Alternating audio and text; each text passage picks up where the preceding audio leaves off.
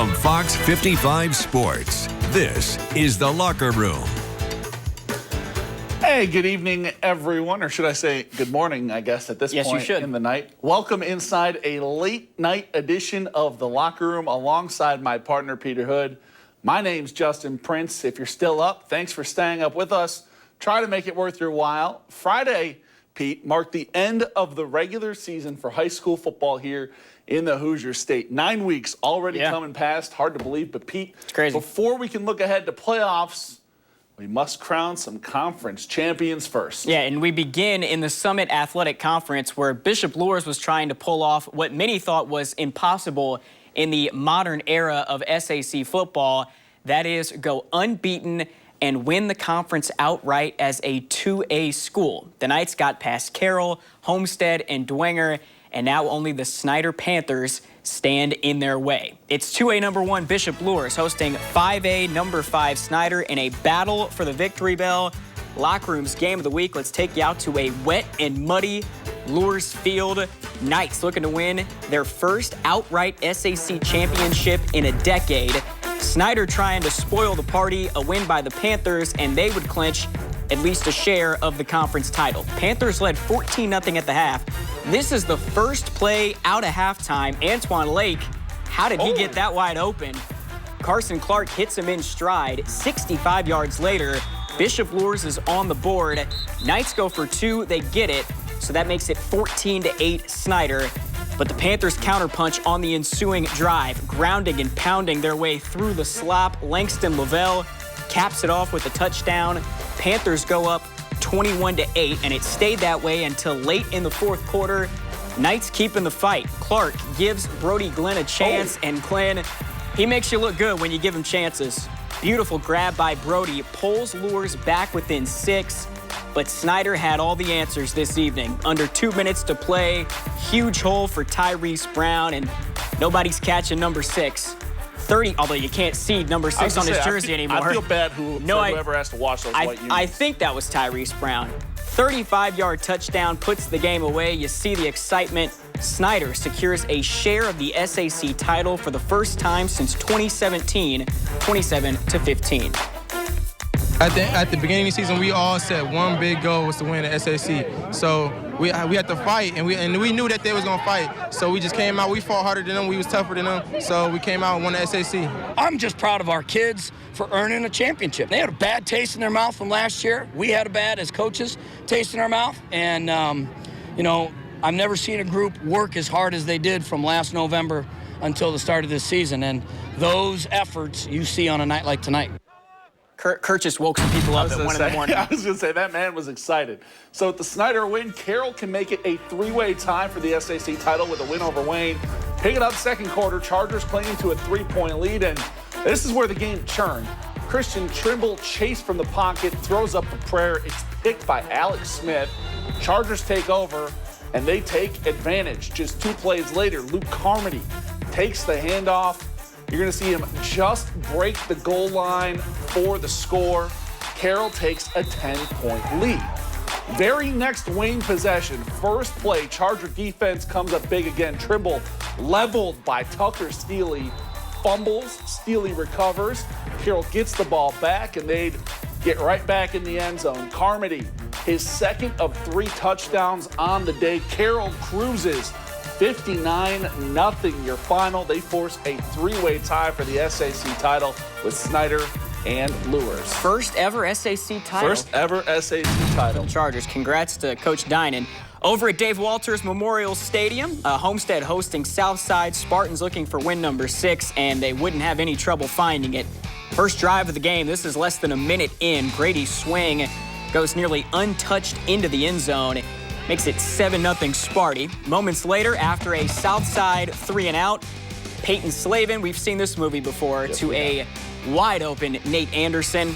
Put 6 more on the board for the Spartans as they roll in their regular season finale, 48-0.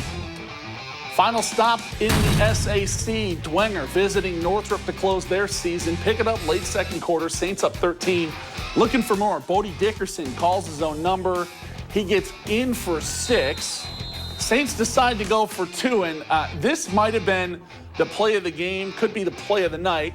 Dickerson to Rocco Sioka. You got mossed. We've seen that movie before, too. Yes, we have. Young fella. Saints take a 21-point lead heading into halftime after the break. Back come the Bruins. Tavon Freeman untouched into the end zone. Back to a 2-score game, but the Saints answers all night. Back the other way. Dickerson. Stellan Rustin.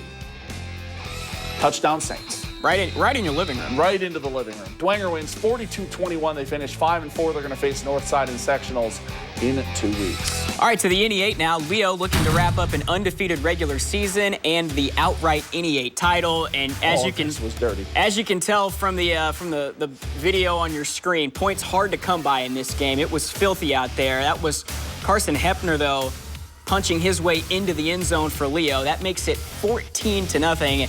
And that's all the scoring this game would see. A lot of defense from the Lions in this one. Ryan Horning, you're going to see him bat that pass away. Good defense by the Lions. They win an ugly one, 14-0.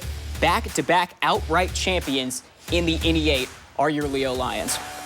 I'm really proud of just how they had to battle through it. And, it was really hard to move the ball for both teams with the wet field and the mud. And so...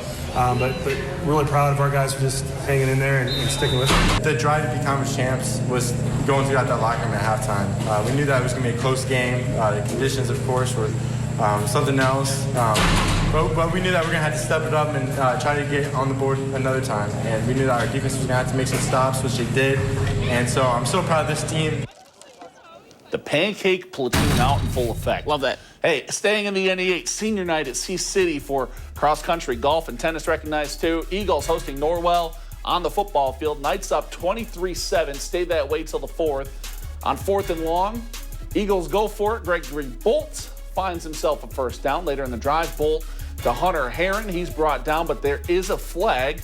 So that'll put the Eagles inside the 5. Next play, Josh Arndt using that angle on the left side. He gets in for a score. 2-point conversion, no good.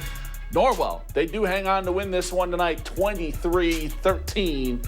Your final from Sea City. They finish second in the conference. Congrats to the Knights. Our final stop in the NE8 comes at John Young Stadium. New Haven hosting Huntington North. Pick up this action in the second quarter. Vikings with a 1-point lead, and they're going to add to it right here. Off the play action, Keegan Landrum to Dylan Trout. You did not write that. I did. This script says he flounders his way into the end zone. That is all Justin Prince, ladies and gentlemen. Makes it 14-6 Huntington North, but just before the half, that was Jakar Williams, Miles Graham. Go get it, young fella. Touchdown pulls the Dogs within 2, and they would break things open after the break. New Haven rolls 57-27. All right, we have to take a quick break. I might fall asleep between now and the time we come back. It's awful late, man. See what happens. We still have more football to come, though, so hopefully you stay awake. Conference titles in the ACAC, TRC, NLC still to be decided. We've got those highlights and more coming up after the break. This is The Locker Room. Hey, welcome back, everyone, if you're all still awake. Well, we've already seen titles in the SAC and NE8 decided, but we still have a few conferences left to get to, Pete. Rah! They're awake now. We just need to play Kurt Tippmann's sound again. That's true. Yeah, the NECC already spoken for. Eastside and Fairfield took care of those last week. Shout out. The ACAC, TRC, and NLC all need to be decided tonight. And we'll start things out in the ACAC, where Adams Central clinched a share of the crown already last week. Yeah, the Jets could win the conference title outright tonight with a win over Woodland on their home turf. We're going to pick this one up. Second quarter, AC already out to a big lead, adding on to it Blake Hirely. Pete, you've questioned who can tackle him. I think that answers it. Handful of jersey, doesn't matter. Yeah, dragging dudes into the end zone. Jets take a 42-0 lead. After a Woodland fumble, they get the ball right back with a short field, and they use it. That's Ryan Black. He's in for another touchdown, make it 49-0, and they still were not done. Hirely, another handoff. You're not catching that guy. Pancake downfield. That block. It's 55-0 before halftime. Yikes. Jets fly away with this one and the ACAC title 62-0. They're conference champs for the first time since 2018. This has been a big goal for us because we know that South Adams has had it for the last 2 years, and I feel like we just need to prove that we were the best in the conference, and we did that every single week. It's something that we striven for all year. We worked hard to achieve this. It's something we wanted to accomplish. It's not, we don't want to be done with this. You know, we have a greater goal, and that is to go as far as we can in the tournament. It's nice to be able to win that conference. It's great, but we want to be able to continue to focus and do things greater than that.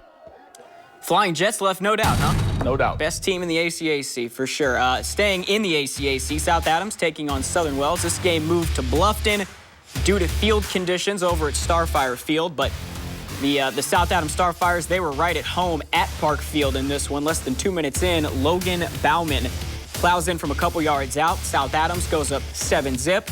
Stars would get the ball back, and here they come again. Owen Warner tipped into the end zone, right to Silas Loshi.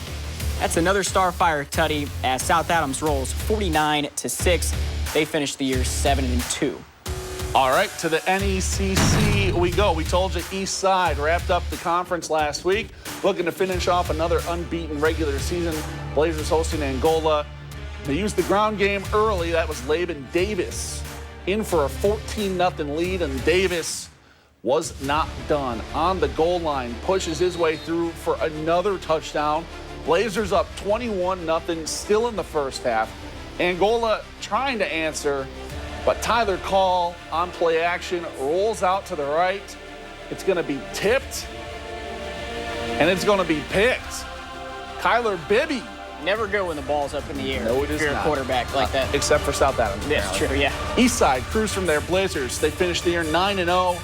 They win 49-14 the final. All right, take things to Death Valley now. 3A number 7 Tippy Valley looking to lock up a TRC title and an unbeaten season, taking on Southwood. Vikes wasting no time in this one. Under 3 minutes in, Jamison Virgil, the handoff, bounces it, and there he goes. 40 yards to the house, makes it 8-0 Vikings. Next offensive possession for Tippy.